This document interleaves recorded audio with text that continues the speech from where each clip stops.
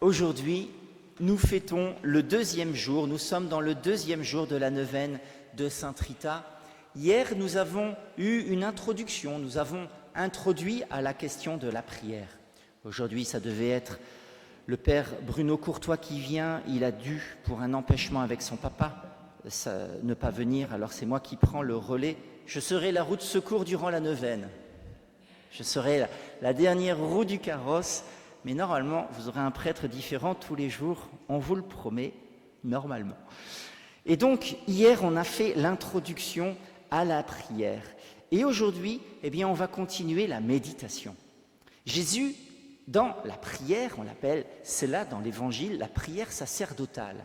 C'est-à-dire, Jésus fait sa dernière prière avant de partir. Ça peut nous apparaître un peu confus. Il y a un thème, puis un autre. C'est les touches et le langage de Saint Jean. Il ne faut pas essayer de chercher un fil conducteur. Il faut se laisser pénétrer par toutes ces petites touches. Et à la fin, on comprend qu'il n'y a que l'amour. C'est le langage que Saint Jean a. Bien sûr, il reprend les paroles de Jésus, mais son langage peut nous apparaître un peu particulier. Et Jésus nous demande, et il prie pour que les disciples restent unis. Unis, c'est l'arme que nous avons contre l'ennemi. On l'appelle aussi le diviseur. Son but est de diviser. Et ce que Jésus veut, c'est que ses amis et ses disciples restent unis. Le péché, oui, le péché de division, c'est ce qui peut peut-être blesser le plus. Le péché. Pour les Juifs, le péché est ce qui rendait impur. Pour expliquer cela, parce qu'il y a bien sûr d'abord cette prière de Jésus et ce début dans la prière qui est important, je vous ai ramené bien sûr le sac à homélie et aujourd'hui il est un peu plus important.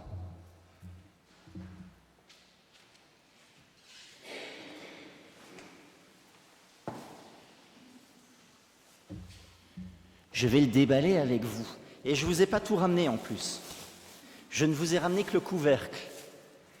Vous savez qu'à Vandeville, on est devenu ville sanctuaire et on a voulu faire un effort au niveau des bougies écologiques. Eh bien, la semaine dernière, on a aussi acheté un bac à compost. Et je vous ai ramené aujourd'hui juste le couvercle. Alors, on l'a, on va commencer à s'y mettre. Je vous rassure, il est propre encore. Il est un petit peu mouillé, mais j'ai été vous le chercher ce matin. Pourquoi ?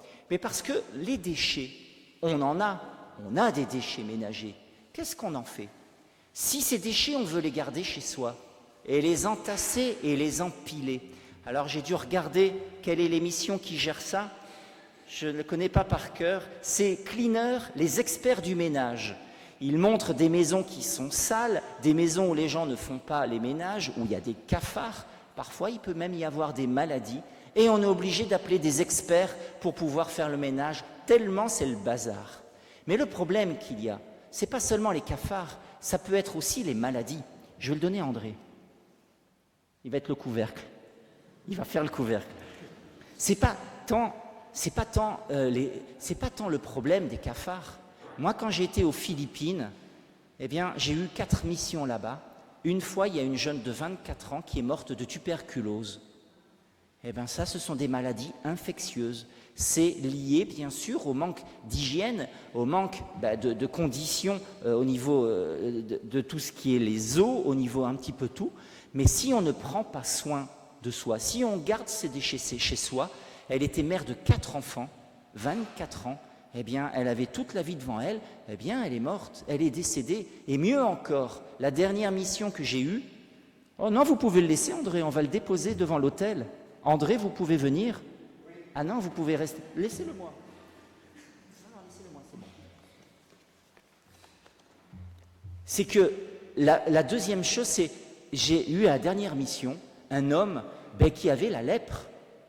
Problème d'hygiène, il a eu la lèpre. On a dû démolir sa maison et brûler tout ce que l'on pouvait parce que ce sont des maladies. Forcément, si on n'y prend pas soin, oui, le corps ne va pas suivre. C'est la même chose pour l'âme.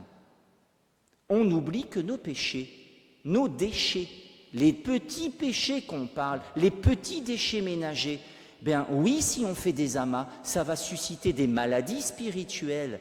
Le fait de ne pas pardonner, la haine, la rancœur, ça ne donnera jamais la paix, mais ça va surtout détruire le cœur à l'intérieur. Si on garde ces déchets pour soi, si on ne va pas les confesser, si on ne les coupe pas, si on ne les jette pas, eh bien oui, il n'en viendra que du mal et certainement pas du bien. La première chose qu'il y a, c'est que nous avons, quand nous avons un début de prière, à faire ce que l'on appelle l'examen de conscience, de demander pardon à Dieu. Et c'est ce qu'on vient de faire à la messe. Toute prière, la première partie, le Confiteor, et je confesse à Dieu Tout-Puissant, je reconnais. Là, on pardonne les petits péchés, ce sont les péchés véniels. Mais dans toute prière, quand on commence, que l'on commence à se mettre en vérité devant Dieu et à regarder qu'est-ce qui est juste, qu'est-ce qui ne l'est pas. Est-ce qu'il y a des pardons que je dois demander ? Est-ce que je n'ai pas été ajusté ? Est-ce que mon caractère est un peu rugueux ? Est-ce que j'ai pu blesser quelqu'un ? Est-ce que je vais demander pardon ? Ben oui, être en paix et couper les déchets pour les jeter. Alors je vais le déposer devant l'autel.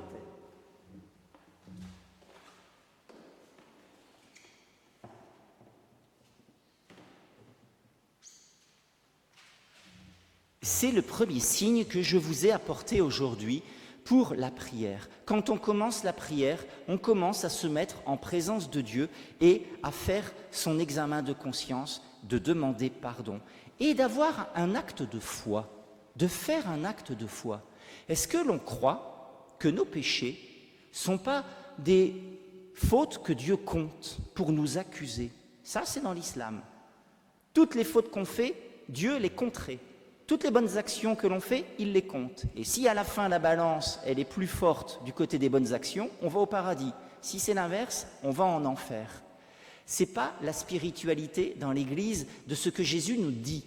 C'est l'inverse. Quand Dieu pardonne les péchés, ils sont effacés. Mais c'est plus fort encore. Quand vous avez vos déchets dans le compost, ils sont détruits.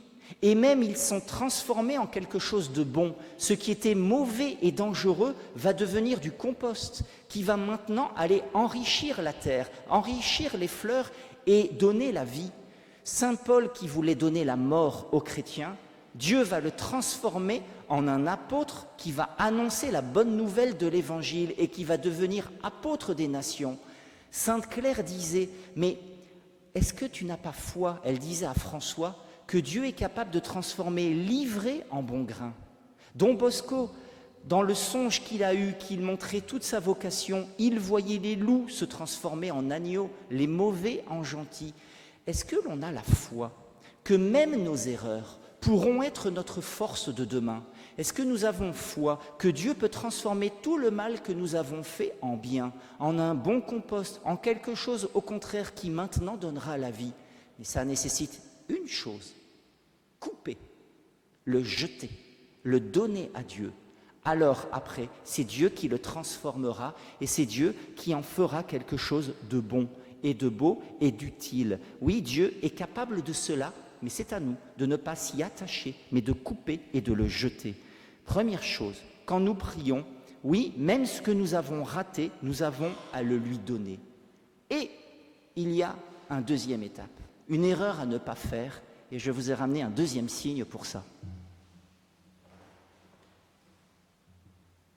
Dans la prière, l'erreur à ne pas faire, c'est le signe du micro, de raconter comme on le fait dans une élection présidentielle. On dit qu'en France, il y a 70 millions de présidents de la République, parce que chacun a son avis sur ce qu'il faut faire ou pas faire. Les anges dans le ciel, eux, ils pensent que sur Terre, il y a 7 milliards de bons dieux, parce que chacun aurait son idée pour dire à Dieu ce qu'il aurait dû faire ou pas faire, que ce qui marche ou ce qui ne marche pas. On a tous nos idées quelque part. Et l'erreur serait de faire un commentaire à Dieu, de lui dire, comme Job au début. Il dit dans tout son livre, « J'interrogerai Dieu et je lui demanderai ». Et c'est un livre avec beaucoup de sagesse. Il ne comprend pas pourquoi il lui arrive tous les malheurs du monde. Lui qui a été juste, il a été juste. Il a essayé de suivre les commandements de Dieu. Et on lui reprend ses enfants, on lui reprend la santé, on lui reprend tous ses biens. Et il est critiqué comme étant pécheur, comme étant rejeté de Dieu. Il ne comprend pas. Est-ce que quand il nous arrive des malheurs, c'est Dieu qui nous punit? Il fait un discours à Dieu et il prépare son discours. Quand je verrai Dieu, je lui demanderai et je lui poserai. Est-ce que nous, parfois, on n'est pas capable de faire un procès? Procureur, juge, magistrat. Dans notre tête, on est capable de tout faire d'un coup et on fait la condamnation à la fin. De toute façon, c'est moi qui suis juste. Eh bien, l'erreur à ne pas faire, c'est de commencer par faire son discours, comme président de la République ou comme le bon Dieu, d'avoir son idée. Non pas seulement parler, plutôt poser des questions, mais aussi écouter. Alors, il manque quelque chose à ce micro. Alors oui, c'est un micro normalement Wi-Fi qui est censé être connecté, mais un micro est relié à un fil, ou il est relié à un Wi-Fi. Eh bien, la première chose qu'on fait dans la prière, après l'examen de conscience, c'est d'appeler l'Esprit Saint. Si nous ne savons pas prier, si nous ne savons pas parler comme il le faut, c'est l'Esprit Saint qui viendra parler pour nous en des cris ineffables. Saint Paul le dit, quand vous priez, commencez par appeler l'Esprit Saint, commencez à le lui demander. Et si jamais nos prières ne sont pas tout à fait justes, c'est lui qui a la table de mixage. C'est lui qui va couper ou changer le son, changer la parole, présenter notre prière du bon côté comme il le faut. Dieu sait ce qu'il y a de bon pour nous. Si nous demandons des choses qui ne sont pas ajustées, Dieu voit plus loin encore. Ce qu'il y a de bon pour nous, il nous le donnera. La chose à faire, c'est le signe du micro, être d'abord relié à l'Esprit Saint et pas commencer à parler. Alors oui, on pourra vivre les deux choses. C'est le casque pour écouter et le petit micro pour parler. Oui, c'est un dialogue. Sainte Thérèse d'Avila disait que la prière, c'est un dialogue d'amitié avec Dieu. C'est un échange d'amour. Échange, ça veut dire forcément écouter. Ça veut dire aussi exprimer ce qu'on a au fond du cœur. Mais il y a les deux. Et un échange d'amitié ne peut pas être un procès. Un échange d'amitié, ça ne peut pas être de venir à la prière avec toutes ses idées préconçues, mais se mettre en ouverture devant Dieu, accepter qu'il ait des bonnes idées pour nous, accepter aussi qu'il ait un projet d'amour qui voit plus loin que nous. Deuxième chose, appeler l'Esprit Saint pour qu'il nous inspire, nous apprenne et nous aide à prier.